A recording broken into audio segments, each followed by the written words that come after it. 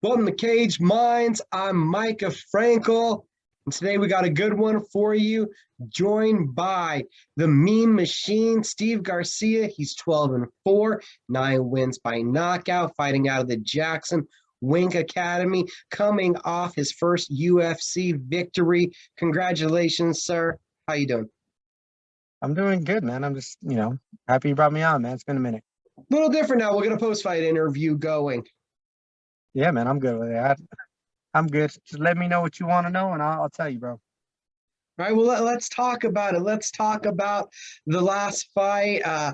Crazy start to it, that first 30 seconds, man. Yeah, definitely not the start that you want for a fight, but it's all good. You just roll with the punches, right? When it's happening, do you realize, like, as hard as it looked when you're watching it back? Honestly, like I remember exactly how I felt in there because I think he threw like an axe kick and it hit me, and it came from an angle that just was I just didn't see it. I just didn't see it happen, and like it wasn't like I was rocked. It was more like my equilibrium was just kind of shook a bit. And so when I'm trying to catch my balance, I'm just trying to find him. And he didn't really try to pursue any further. So I was able, as soon as I got on my feet, I think I even said in the fight, I was like, I'm good, I'm good. And from that point I was okay. But definitely a little bit rocky there at the beginning for sure. Does that happen to you before practice, another fight, getting it looked like, discombobulated twice in the first 30 seconds? Well, I mean, that's never happened to me in a fight before. I've had my bell rung before, but it's kind of funny because Greg teaches a class. It's like Monday mornings, and it's really just like it's mainly meant for a suffering type of mentality class. Like it just literally just puts you in pain, or just you're tired the whole entire time. And then we do like little drills, like if you do get rocked, on how to handle it better.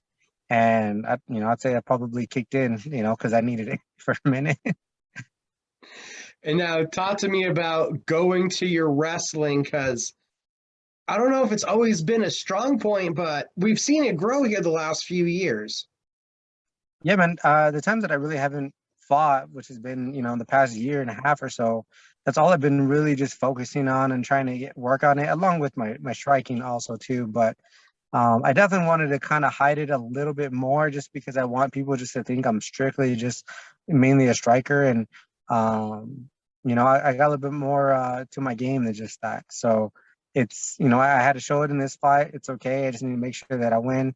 And I guess people know that they got to watch out for, both my striking and my wrestling. And I still need work in both areas. So we're just going to keep grinding, keep working, towards just getting better. That's what matters every day. Now, talk to me about some elbows, because that's what did the damage. And for people, most won't believe this, it's actually only the second most blood I've seen you cause to come out from another person. Those kind of turned into like one of my signature moves, I think, because I got some blades as for elbows, so I definitely got to use them because they seem to do pretty, a lot of damage. So I'm happy that I have those weapons and I use them when I need to. But when you fight me, it's mainly just about damage. I'm trying to inflict as much damage as possible, and I mean, it's been showing, so that's a good sign. And I think that as we continue to carry on in my career, you're just going to continue to see it, and it's just going to be just another asset to my game. So you know watch out. That downward elbow when you were in the north-south position, the one that caught him, that busted him open by the eye. Did you realize how bad, how much damage it caused right away, or from the position did it take a minute? Well, people don't really understand north south too much, and you people, there's a few chokes from there, but people think it's almost like a stalling position. But like anytime that like in my head, I'm looking for any sort of way to hurt you. And so if I can hurt you from there, if I can just figure out how to kind of rearrange my body, move a body part to where it allows me to cut you with an elbow, whatever the case is, I'm going to. And I knew he wasn't. I was actually expecting more of I guess a fight from the bottom from him, and he wasn't fighting as much. So I was able to do more to him down there. And it's definitely something that I don't think people see from north south. But yeah, I can cut you from there. I'll try to hit you from side mount. It doesn't really matter, but I can transition pretty well into strikes. You just hit on it in another way that I wasn't even thinking about it actually, that a lot of guys don't expect strikes to come. They're more expecting literally that guys are just looking for that north-south choke from that position. Yeah.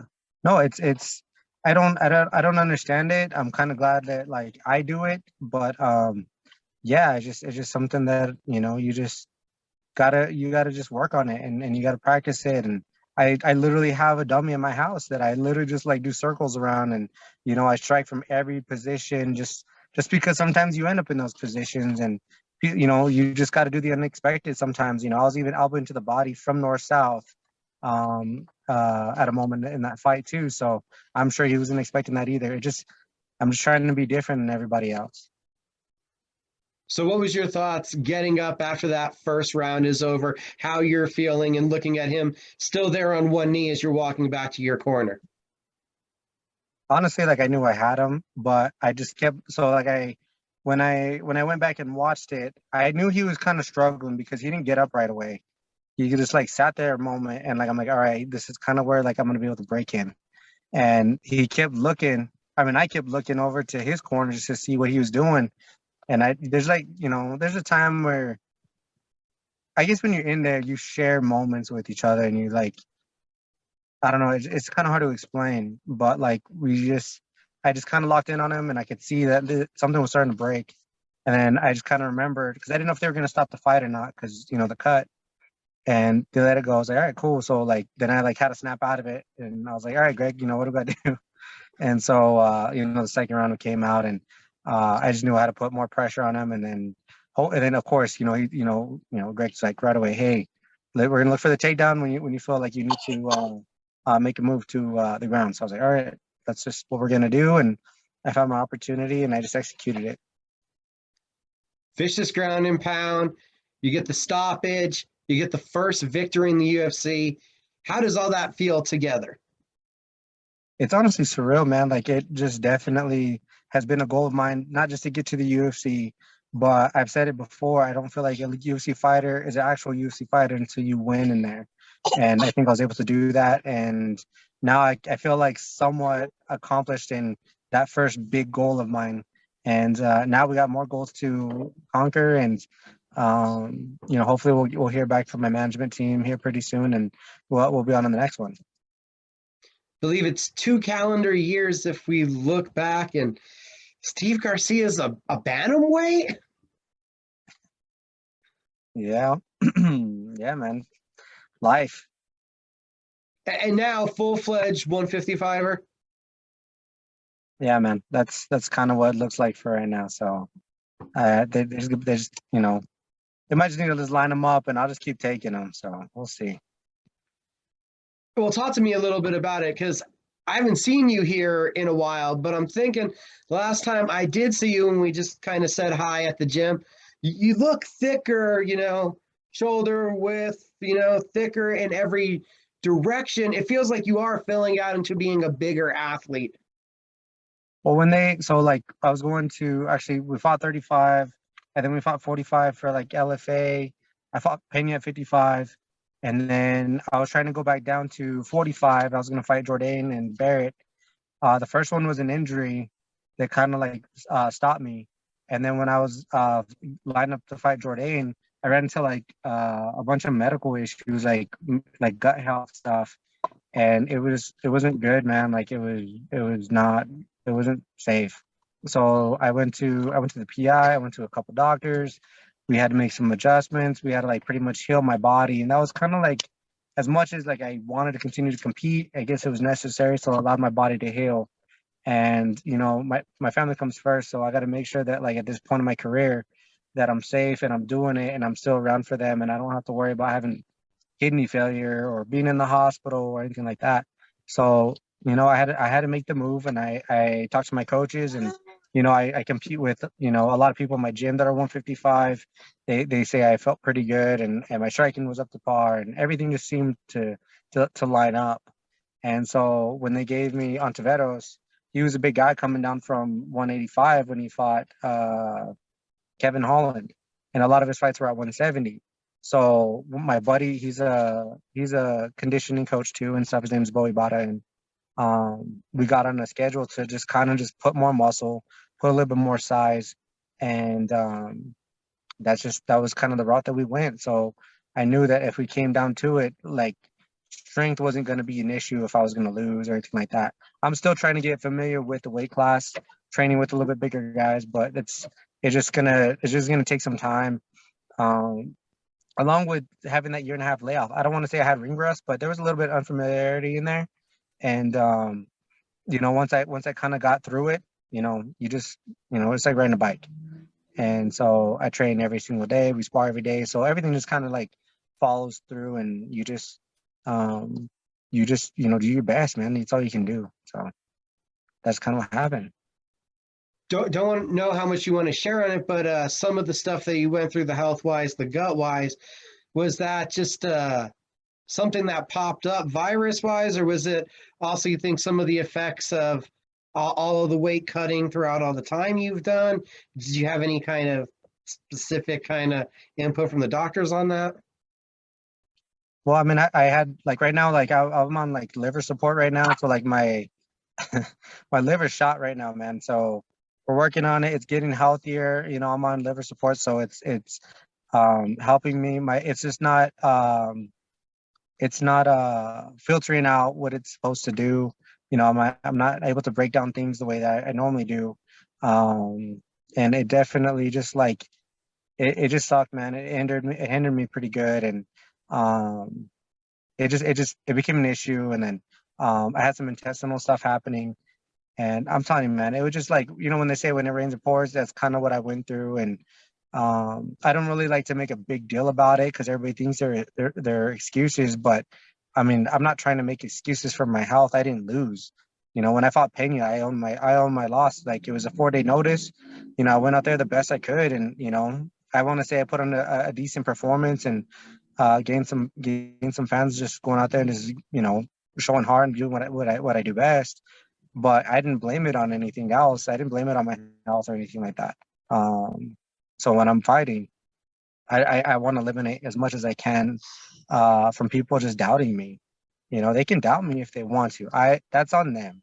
But for me, my family comes first, and I need to make sure that I'm here for them, and everything else will follow. I'm just gonna compete to the best of my ability, and you guys will see it. Every single time I'm out there, I'll do whatever I can to win. And if I fall short, I fall short. But not a whole lot I can do about it. Well, totally just asking also about the weight cut aspect of everything. Fight night at 55. Did it feel different from fight night at 45 or 35? Um, I mean, I wouldn't say like the process was easier because I mean I walked around a little bit lighter. I was trying to put on weight so that I could be bigger. So I mean, I cut not a whole lot, but I want to say I just felt good about it, and like my body was able to tolerate it, and still my body was still struggling as far as like obviously like the pain and stuff like that. Like, weight cutting is never fun, but like when you're dealing with internal problems, like you're still kind of battling it. And I don't know when it'll go away. I don't know if it'll go away, but we have it under control to where it's manageable, it's still safe, and we're just going to continue just to do it. And at this point in my career, that's all I can do. And a lot of this stuff is due to weight cutting. So anytime that I'm talking to like these younger up and coming fighters, I'm telling them, I'm like, man, I was like, don't cut, as much as you should, as a lot of us are. And I know it's hard because I was one of those young guys and I didn't want to listen to people, but I thought I was going to deal with the consequences in my 50s, in my 60s. I'm dealing with it.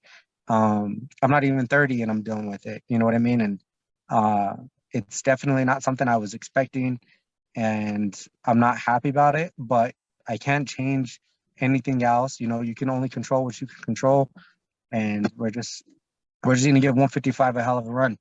That's what we're gonna do. 155.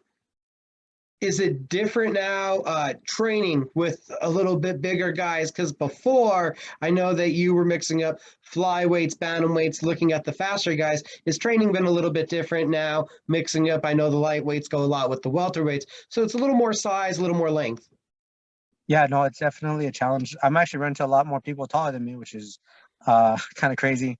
And then there's times where like you just need to bully people, and that's a lot harder to do too. So, um, you know, I'm just like I said, I'm continuing to grow. I'm trying to, um, do my best as my matchups are coming to be a little bit smarter about who I'm facing, as I kind of like I'm dabbling in this division, and I want to make sure that like they're just not giving me anybody, which is what I would have done in 45 or 35. I'd have been like, dude, I don't care, just give me whoever.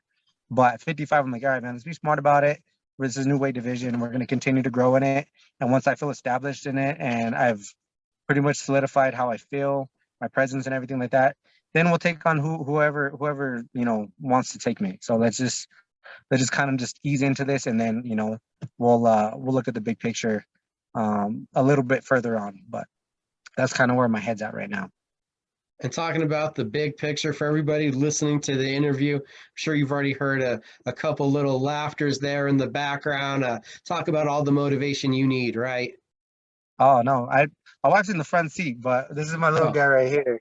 He's okay. over here munching on some apples. But yeah, man, both of these people in my car right here are all the motivation that I need, and I'm blessed. They support me 100%, and I love them very, very much. And I have a daughter too, and she's with her grandparents right now, but I love her too. And God's blessed me so much. I'm very appreciative and grateful. It was great getting to catch up with you, sir. Again, congratulations on that first win, and glad to see you back. Thank you, man. It's good to be back. It's good to be able to have a conversation with you. So I appreciate it, man, for sure. I appreciate you, and I promise we'll catch up again soon.